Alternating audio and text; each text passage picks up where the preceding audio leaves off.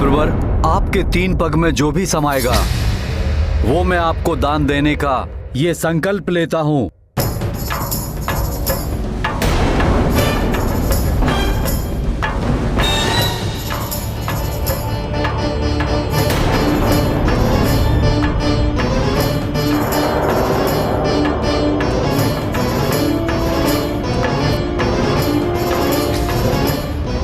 क्षमा करें विप्रवर, कमंडल से जल बाहर नहीं आ रहा है। मैं अभी ठीक करता हूं।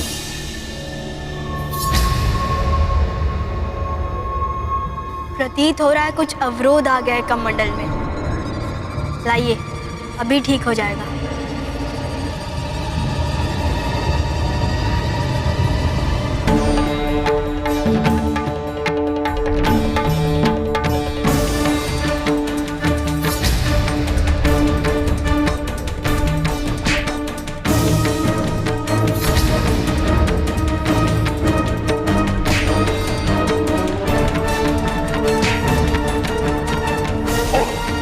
ये तृण भी शूल है मेरे इस लघु रूप के लिए।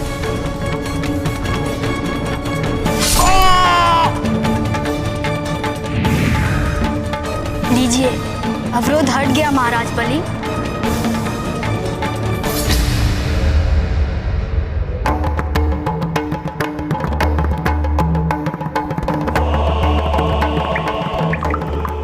मैं दैत्यराज बलि ये संकल्प लेता हूँ कि आपके 3 पग में जो भी जितना भी समाएगा वो सब आपको प्रदान करूंगा, प्रदान करूंगा, प्रदान करूंगा।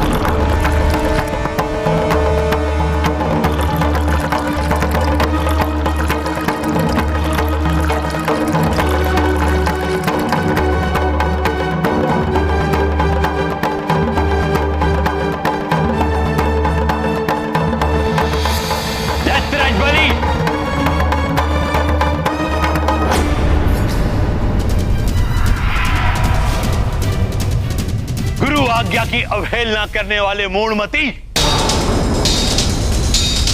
तुम्हारे इस दान को रोकने के प्रयास में मुझे अपना एक नेत्र गंवाना पड़ा। मैं दैत्य गुरु शुक्राचार्य तुम्हें श्राप देता हूं कि असुरों को सदैव देवताओं से पराजित होना पड़ेगा और तुम्हें भी गंवाना पड़ेगा तीनों लोगों को वैभव। संसार के स्वामित्व का ऐश्वर्य छीन जाएगा तुमसे।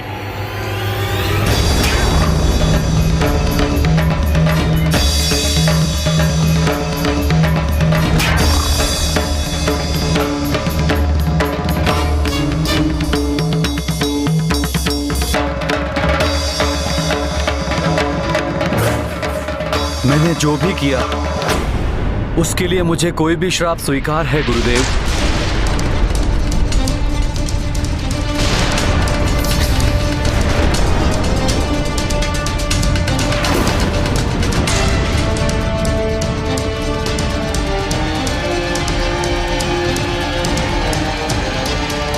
इन्हें सब देकर भी जो मुझे मिलेगा वो अनमोल है।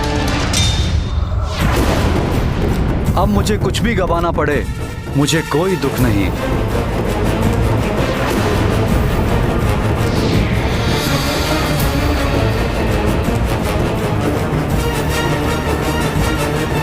प्रभु श्री वामन जी ने मात्र 3 पग धरती ही मांगी थी।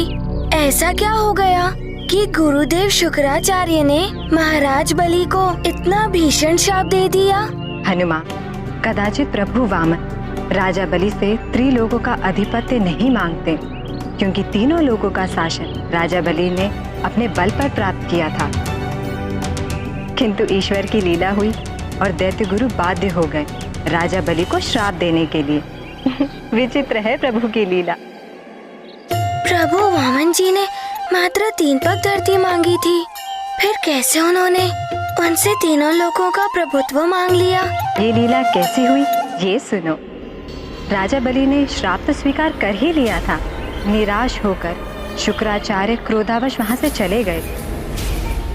तब प्रभु श्री वामन के समक्ष राजा बलि ने बड़ी विनम्रता के साथ हाथ जोड़कर विनती की, दान प्रक्रिया में इस व्यवधान के कारण जो भी विलंब हुआ उसके लिए मैं क्षमा प्रार्थी हूं विप्रवर।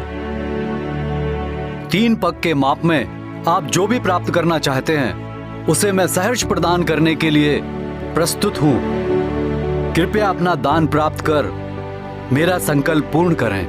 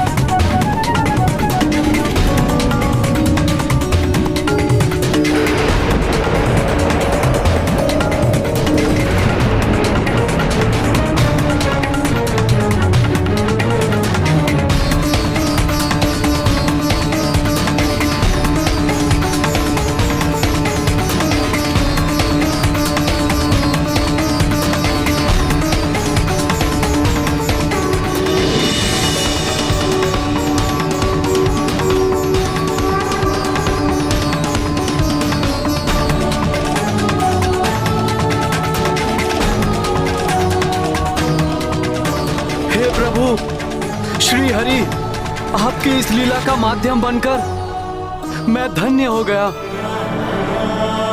मेरा सब कुछ अर्पण है आपके इन पावन चरणों में।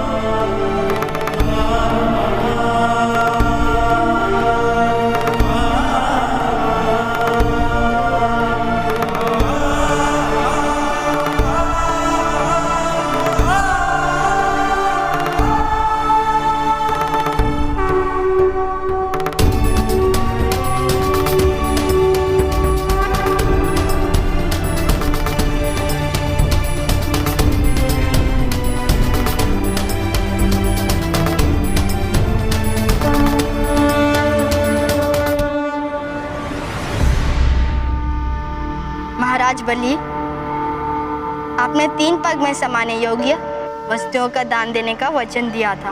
प्रथम पग में तो धरती का माप हो गया, द्वितीय पग में स्वर्ग एवं समस्त लोक सहित संपूर्ण ब्रह्मांड का माप हो चुका है।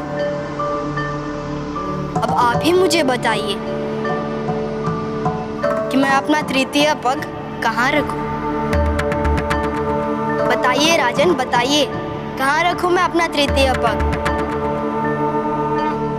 अब मुझे अन्य कोई रिक्त स्थान दिखाई नहीं दे रहा है।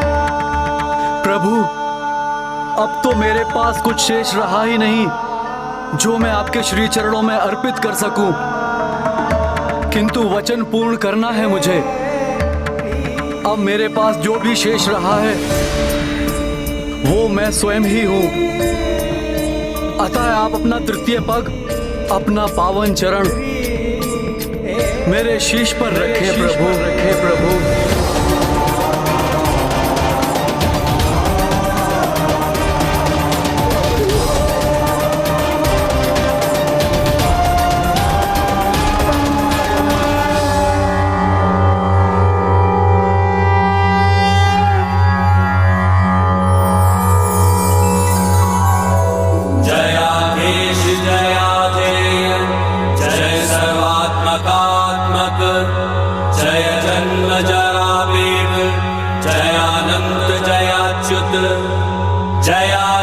जयामेय जया व्यक्ति स्थिते जय परमार्थार्थ सर्वज्ञ ज्ञान ज्ञेयात्मनिहसित जया शेष जगत साक्षी जगत कर्तर जगत गुरु जगतोऽस्यन्त कृतदेव स्थिति पालयन्तु जय जय शेष जयाशेष जयाखिल हृदय स्थित जयादिमध्यान्त जय सर्वज्ञान निधे जय मुमुक्षुभिर्निर्देश्य स्वयं दृश्य जयेश्वर योगिनां मुक्तिफलद दमादिगुण भूषण जयाति सूक्ष्म दुर्गेय जय स्थूल जगन्मय जय स्थूलादि सूक्ष्म त्वं जयातीन्द्रिय सेन्द्रिय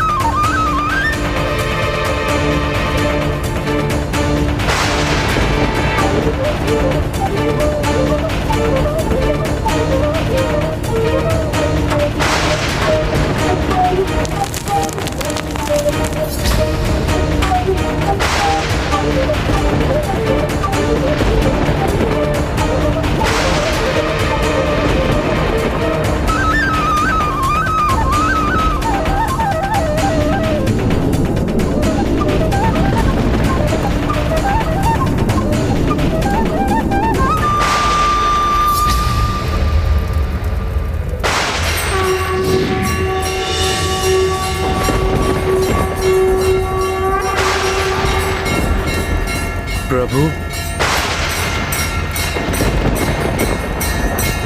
चक्रवर्ती सम्राट बलि, आपकी उदारता, आपकी दानवीरता के कारण आपकी कीर्ति युग युगांतर तक स्थित रहेगी। मेरा आशीर्वाद है आपको। अब से कल्पांत तक आप पाताल स्थित सुतल लोक के राजा रहेंगे। समस्त ऐश्वर्य एवं वैभव सदैव आपके राज्य में अक्षुण्ण बने रहेंगे।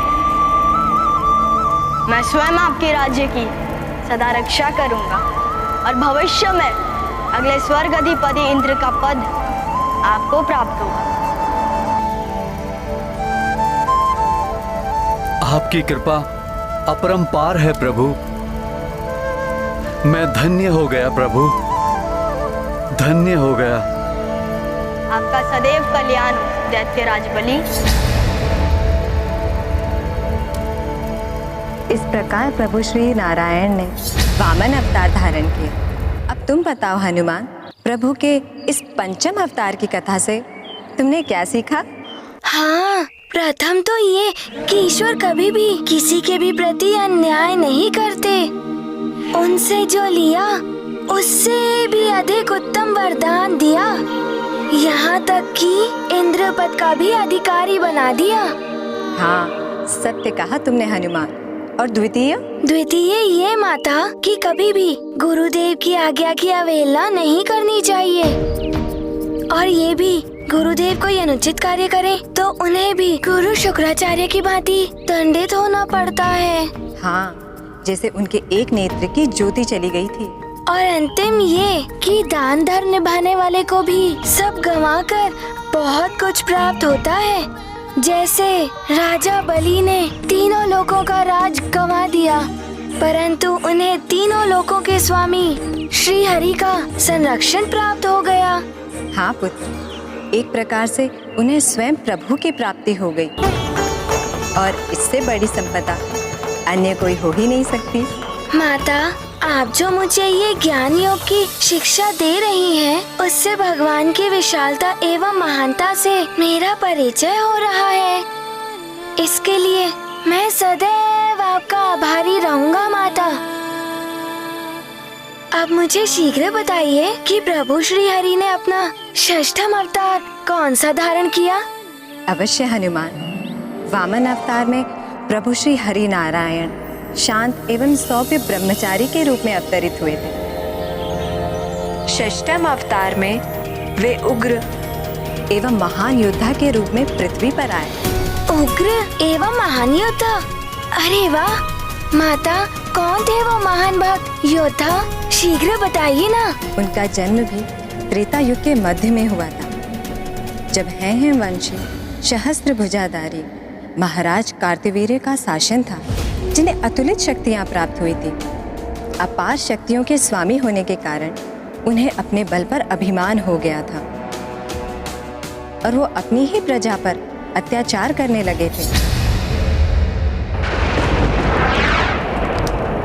देखा मेरी रानियों, तुम्हारे स्वामी छत्रपति सम्राट शस्त्र अर्जुन कार्तवीर्य की शस्त्र भुजाएं। इस संसार का कोई भी योद्धा इनके आगे पल भर भी नहीं टिक सकता।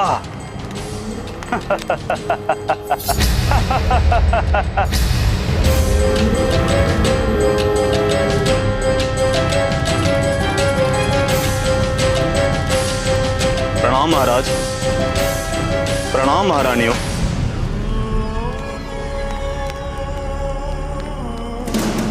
आपकी सेवा में भोजन सामग्री प्रस्तुत है महाराज।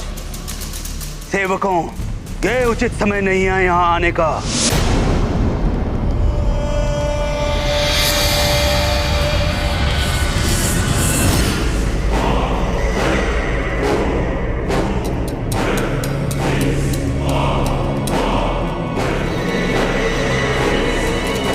मेरे निजी क्षणों में हस्तक्षेप करने का दंड तुम्हें अवश्य मिलेगा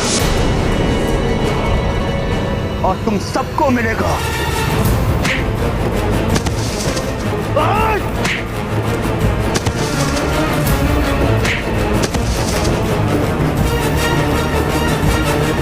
माता, राजा कार्तवीर्य का अपने सेवकों के प्रति ऐसा क्रूर व्यवहार तो अनुचित है ना? पुत्र हनुमान, उन दिनों जितने भी राजा थे वे सब शक्ति और सत्ता के अभिमान में चूर होकर अपनी ही प्रजा एवं सेवकों पर अत्याचार कर रहे थे और उन्हीं के अत्याचारों को रोकने के लिए प्रभु श्री हरि ने ऋषि जमदग्नि एवं उनकी पत्नी रेणुका के 5वें पुत्र के रूप में जन्म लिया। एक ऋषि पुत्र होकर वे एक महान योद्धा कैसे बने माता? और उनको युद्ध कला में किसने निपुण किया? स्वयं प्रभु महादेव ने। उन्हें युद्ध कौशल ही नहीं सिखाया महादेव ने, अपितु अनेक अस्त्र शस्त्र भी प्रदान किए, जिनसे सज्जित होकर वो ऋषि पुत्र महाशक्तिशाली एवं अजय योद्धा बने।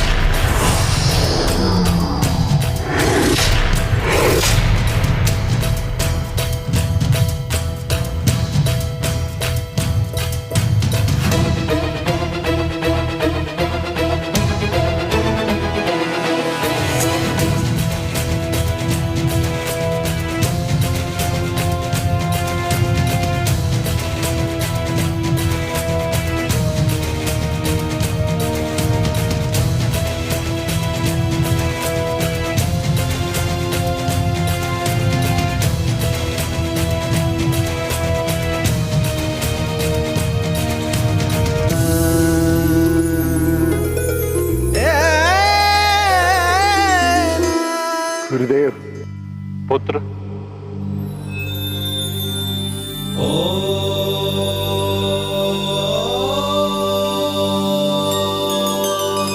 तुमने युद्ध कौशल में अपनी दक्षता का प्रमाण दे दिया है। तुम्हारे कुशल हाथों में आते ही समस्त अस्त्र शस्त्र अपनी पूर्ण क्षमता के साथ अपने लक्ष्य पर वार करते हुए तुम्हारी इच्छा अनुसार संचालित होते हैं।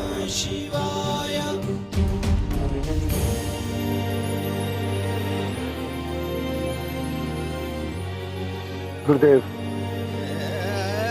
ये मेरी दक्षता नहीं, आपके प्रशिक्षण और आशीर्वाद का फल है। तुम्हारी नम्रता प्रशंसनीय है पुत्र।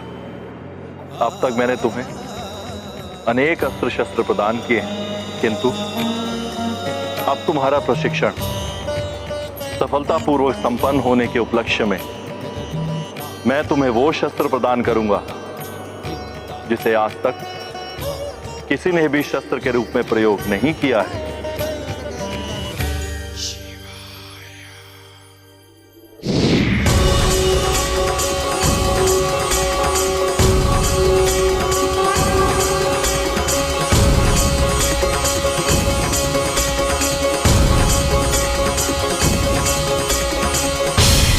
ये परशु तुम्हारी पहचान बनेगा। ऋषि जमदग्नि पुत्र राम, आज से तुम परशुराम के नाम से जाने जाओगे।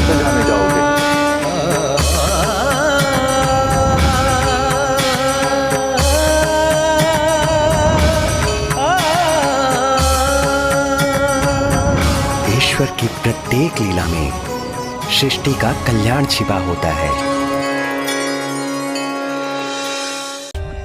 For more updates, subscribe to our channel, click the show links and enjoy watching the videos.